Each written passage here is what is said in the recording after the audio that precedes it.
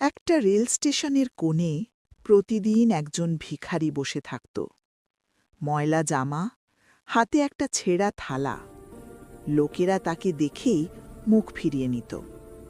কিন্তু কেউ জানত না, রাত হলেই সে ভিখারি স্টেশনের আলোতে বসে পুরনো বই পড়ত। ভিক্ষার টাকায় সে বই কিনত, খবরের কাগজ পড়ত। একদিন এক অফিসার তাকে জিজ্ঞেস করল, ভিখারি হয়েও পড়াশোনা করো কেন?